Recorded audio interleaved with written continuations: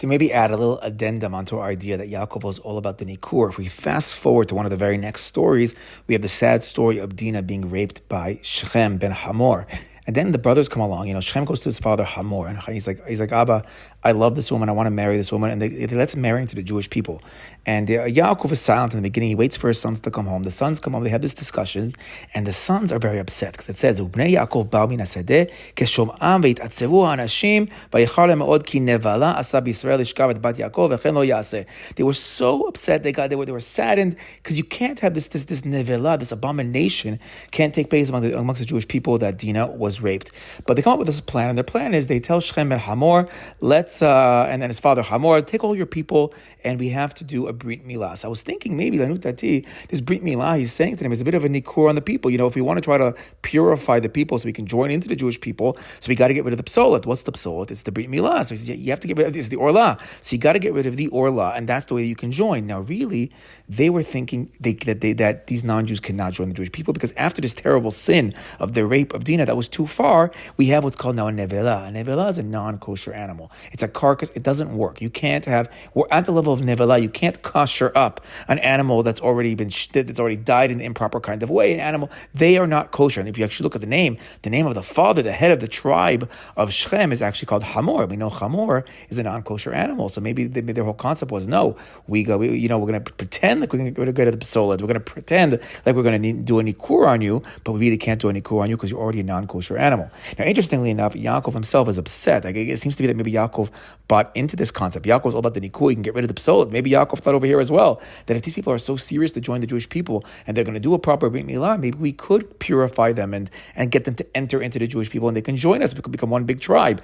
But ultimately, the brothers disagreed, particularly Shimon and Levi, and they kill the whole nation. Now, ultimately, they actually don't kill everybody. They do take some of the women. They do take some of the animals. So I was wondering, we have this concept of a hamor. A hamor is not kosher. You can't make a hamor kosher. But we do have this concept of the peter hamor. There is a certain way to sanctify a donkey through transposing it on a seh, onto a lamb. So maybe there is some kind of a concept that maybe Yaakov thought maybe there is some kind of way to fix up the hamor, to fix up the tribe of Shechem through the brit milah. Maybe the brothers were saying, no, the men we can't do. They're nevela. They're too far gone. But maybe when it comes to the women, maybe when it comes to the animals, maybe there is some kind of approach that we could bring them in, but not as far as the actual men.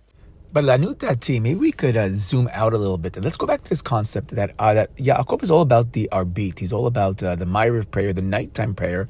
Now, we said in the previous part of the recording that we saw in the word Erev, this Eruvin, these making these boundaries within the area. But we mentioned, Yaakov is all about this kashrut, and part of kashrut is the Nikur, getting rid of the gid and nasheh. There's parts that you take out to make the actual item itself kosher by itself. But there's another way to make things kosher, and that's another word that also shares with this concept of Erev and Arvit, and that's the word Taarovet. In Hot Kashrut, so Nikur and then the Gid Nasheh, that's like side halachot. The main parts of learning the halachot of Kashrut is learning the halachot of Taarovet. What happens if you have a mixture between something kosher and something non-kosher? And here we have different levels. Is it dry? Is it wet? Do we need to have a majority to make it kosher? Do we have to have 60 against one to make it kosher?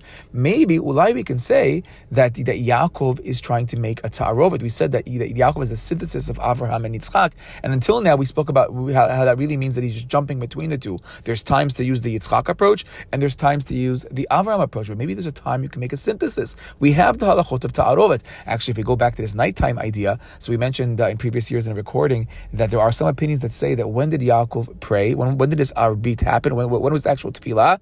It was in Bein Hashmashot. It was in that time zone. The Erev is not Laila. It's not when it's vaday dark outside when the stars have come out, but it's that zone in between when the sun is setting, when the day is becoming night. We don't have a sun, but we don't have dark yet. It's the eruv, it's the irbuv, it's the mixture. Yaakov actually brings into the world this concept. You can even pray a tefillah when it's somewhere in the middle. But that's the idea of the Taarovet. We have this mixture, and there's ways to make it kosher. So maybe we could say that what's the machloket between Yaakov and his sons?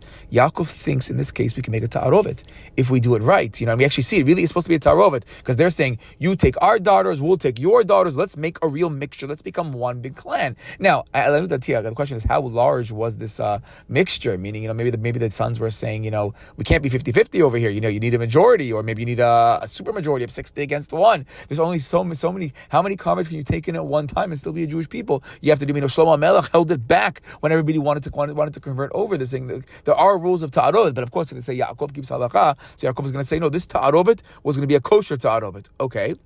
But then maybe we could say the brothers are now going to argue against their father. Abba, we understand that you are the arbit pair, you're the ma'ariv, you're the erev, you're the Taarovet.